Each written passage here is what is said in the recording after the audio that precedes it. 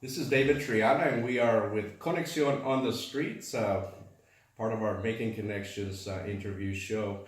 We are in Tallahassee visiting with mayoral candidate Dustin Daniels. How are you doing this morning, I'm doing Mr. very Daniels? well. I'm doing very well. Thank you so much for having me. I appreciate it. Thank you for taking us, and we wanted to just come out here and have a conversation with you.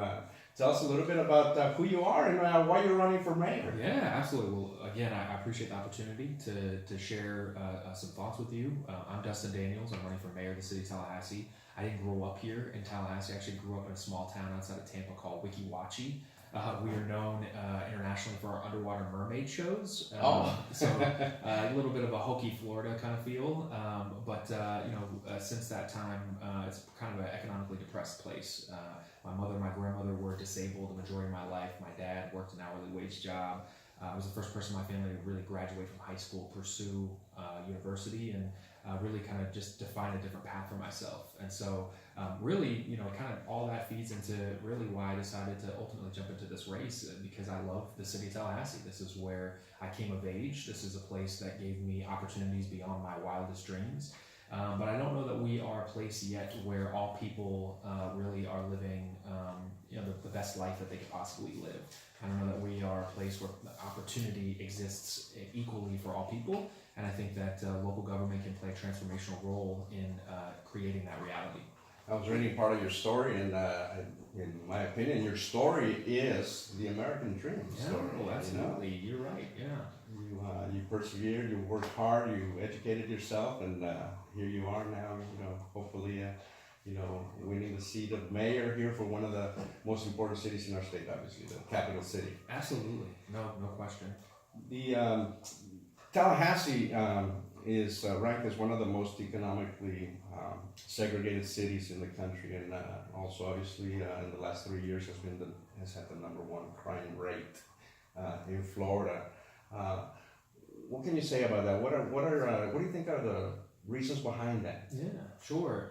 Well, first of all, I think that there's been a lot of great work that's been done the last few years to really address this issue, particularly crime. I think crime has definitely been falling, and I think it has been because of the right kind of investments in smart justice and things like that. But for me, I think that we are a place that hasn't really reckoned with its demons in its closet. Like so many other communities, we have not really been honest with ourselves, I think, about the true legacy of Jim Crow, the laws of Jim Crow, and really the sort of after effects that has created as it relates to creating economic opportunity. There are areas of our city that were paying taxes, right, during that era and getting no investment back, right? And then so sometime in the 70s when we started to really invest in roads and infrastructure and lighting and stormwater, all of the things that really create a welcoming environment for businesses to actually come and locate, all of that happened in certain areas of town. It didn't happen in other areas of town. So it was not spread out evenly in a sense, so that some of the underserved communities, would have some of that benefit. Absolutely. Of new businesses. Absolutely, and I think what's really, it's not a radical notion, but I think it's just being honest about that reality. I think if we're able to achieve equity in the way that public dollars are spent, if we're able to be honest about that odious legacy, again, of some of those policies years ago, then I think that we can catch up areas of town that have been sort of left behind.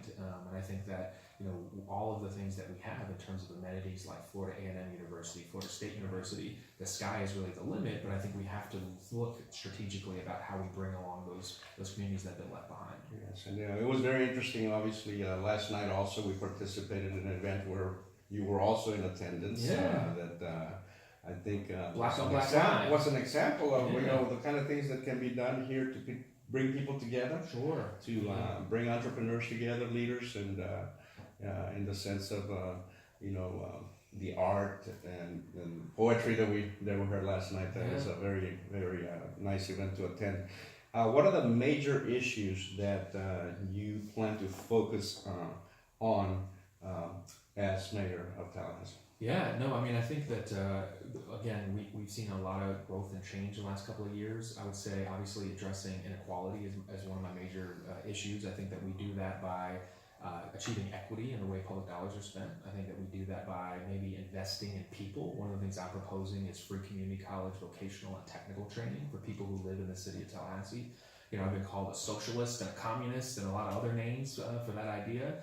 But my notion is very simple. It's, if you believe it's okay to use taxpayer money to subsidize buildings, but not to allow people to be educated, to get a job that allows them to make a better way for themselves and their families, then we just do. We diametrically disagree about how to create economic opportunity. And it's interesting that you mentioned the name calling that you have been subjected to. Yeah. There seems to be a lot of divisiveness nationally. Sure. As a Hispanic, I pay attention to the Latino networks that are out there discussing this issue, and it is interesting to see how a lot of examples of such divisiveness and even violence is taking place in many locations just because of who you are, ethnicity, party, which I think is not helpful. What do you think is the cause behind this appearance of divisiveness that it can be an obvious thing too, because I've seen it directly also. Absolutely, I have as well, and you're right. We are extremely divided as a country, and I think it's probably something that has resonated, quite frankly, from the Oval Office. I think that we have an extremely divisive president, an extremely divisive administration that, in a lot of ways, has basically made it okay that these things happen.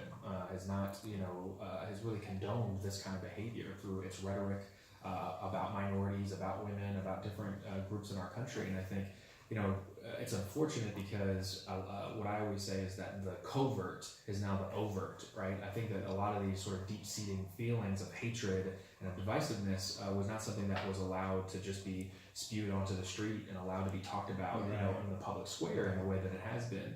And I think, unfortunately, this administration has normalized it in a way that has, I think had some detrimental effects. But I got to tell you, on the other hand, I think it has really awakened people to the issues that we have, and more people are coming to the table honestly and earnestly to do something about it. And that's where leadership comes in. Sure. Leaders that are able to bring those different minded people together for the benefit of the nation, the city, the state. Sure. Tallahassee is highly multicultural community. Sure. You have a mixture of all races, ethnicities, and creeds here. Are there any things that you plan to do as a mayor to work on maybe lessening those divisive issues if they do exist in Tallahassee, or at least confronting it and finding solutions as a leader? Yeah, I think that local government is really a laboratory for democracy. I think that we make decisions at the local level that really affect people's lives, and I don't think that people truly understand the power of it. And more at the federal level and the state level, as not a lot of things are getting done, local governments, particularly city governments, are the ones stepping up to the plate and dealing with these issues. I think that we have to open our doors to City Hall to welcome people in from all backgrounds, from all ethnicities and heritages, because I think that the best way that we as a city address these issues and also define what our future trajectory looks like is to make sure that those voices are at the table. And I think that we have got to create spaces where those individuals feel comfortable coming to their local government and telling us about the issues and the opportunity moments that they see. And that's wonderful. That's wonderful. Obviously, there's a challenger. Sure. For you, and what do you think are the major differences between you and your challenger? Yeah, sure. And I think that we've run a really positive race to this point. But I think I've never run for political office before. I was chief of staff to Mayor Andrew Gillum for the last 4 years, so I worked close to the process. But I've never been a politician. My opponent is a 12-year politician, and he's been county commissioner for the last 12 years. And in many ways has never really dealt with a lot of these issues that I think are critical for the future trajectory of our community.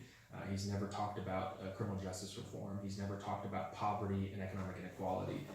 And I think that, now, maybe this year, some of those talking points are starting to peek their heads out. But it's an election year, and I think the biggest difference between me and my opponent is he's an election year advocate for a lot of these social issues. And you have been doing it throughout your career. Absolutely. As the chief of staff of the governor candidate, the county candidate for governor, Mayor Gillum, so you had a chance to worked with many of the different entities that you are going to be working with as a mayor, have you? Absolutely, yeah. I mean, I learned the nooks and crannies of it. And I'll tell you, when I took my job in City Hall, I thought it was going to be like an episode of Parks and Rec, if you've ever seen that show. You know, dog parks and sidewalks. I took my job because I believe in Mayor Gillum and because I love Tallahassee. And what I found was how transformational, again, local government can be. And on a daily basis, we would deal with everything from human trafficking, refugee resettlement, immigration issues, and everything in between. And so, again, I think that it is absolutely critical to have the right people in these decision-making capacities because the decisions they make have monumental impacts. As the chief of staff, did you ever get a chance to go to the U.S. Conference of Mayors with Mayor Gillum? I did. With the mayor? Absolutely, yeah. It was one of my favorite times is really to go. You know, the thing about local governments that they don't tell you outright is we're happy to steal good ideas from anybody, right? And so U.S. Conference of Mayors, we'll go and we learn about what other cities are doing, and we'll steal that idea and bring it to Tallahassee and vice versa. So bringing that brain, all those great brains and those initiatives together is fantastic. Right. One of the big issues, obviously, at the national level is the immigration issue, and you know, programs like the Deferred Action for Childhood Arrivals, the DACA program, the Dreamers, all those kind of issues that at the national level are hot in the national elections. As mayor, obviously, you know, you have an effect on that. It has an effect on you as a city mayor. What are your thoughts on that, and what kind of things can you tell us about it, right, regarding the immigration issue in DACA as it relates to Tallahassee? Absolutely. No, it's, you know, this is an issue that I've been working on even when I was a student at Florida State. It was something that we advocated for back then was the DREAM Act, something that we continuously believe in. Some of the work we did back then when I was a student actually led to students, undocumented students at Florida State getting status at the university, and it ended up even giving them in-state tuition, a law that was passed a few years later here in the state of Florida. So it's an issue, it's very deeply personal to me. I have a lot of friends who are in this situation with their immigration, they are dreamers, and they're really fighting for what I think is already theirs, which is their American identity. And I think that, you know, mayors are the ones who make decisions tangibly about whether or not things like ICE agents are going to cooperate with local law enforcement to criminalize immigration, or whether or not children and families are going to be separated when they are, you know, they come into contact with immigration enforcement. These are things that we can make decisions on and say that, you know, we're going to draw a line in the sand that this is a welcoming community. This is a community where we don't criminalize a person's immigration status. Because when we do that, we feel like people become less safe, right? When people don't feel like they can come to their local authorities and their leaders. Exactly. It is a safety and security issue, because if you are afraid that you know, they're going to pick you up, then, you know, maybe you're observing a crime and you're not going to report that crime because of that, or you're a victim of you're a victim of a crime. Exactly. You're going to keep that undercover because you are afraid to be separated from your family. Which is one of the biggest issues affecting the Hispanic community. As a Hispanic, I say that, but I think a lot of people also lose sight of the fact that this issue is not just a Hispanic issue, obviously. Oh, yeah. You know, we have people from Europe and people from Asia and other nations and other regions and continents that are affected by these programs, DACA and others. So it's not just a Hispanic issue. Without question. But the saddest thing to see sometimes is that child being separated from their family, and that child is a United States citizen, for example. Right. Where are his rights? Oh yeah, it's true. It's true. You know, I got to tell you, this issue particularly makes my blood boil because, you know, especially when we're talking about dreamers, you're talking about young people who were brought here with no choice of their own, who have been educated in our schools, who by every measure are culturally, are academically American. And just when they have the opportunity to contribute as adults in the military, at the university level, in our workforce, we say we don't want you. And I just think it's the most backward policy or way of thinking possible. And, you know, I hope that we get some federal leadership to change that. But I know at the local level, we'll continue to do everything we can to advance that issue. We want to thank you for taking the time to talk to us and telling us a little bit about who you are and why you're running. Yeah. The main you know, focus items that you want to concentrate on, and go with Tallahassee forward. What does that mean? Yeah, I think it means basically that we become a true 21st century city, but a city that works for all people and not just some people. I think we can achieve it. I think in this day and age it's possible. I just think we have to have the right leaders, and that's what I'm trying to talk about in this campaign. Okay, so we hope this video will be watched by people from across the spectrum of races and nationalities. And some final words that you would like to say to the people that are watching. Yeah, basically, thank you so much for the opportunity. DustinDaniels.com is my website. You can learn more about my background, about my platform there. And Tallahassee is a community for everyone. It's a welcoming community. Come and visit us. We want to thank mayoral candidate Dustin Daniels for giving us the time to come and visit at his office with Conexion on the streets. And I hope you're watching and pay attention to what's going on at all levels of politics, city, national, and state, because it is important to your future. Have a good one.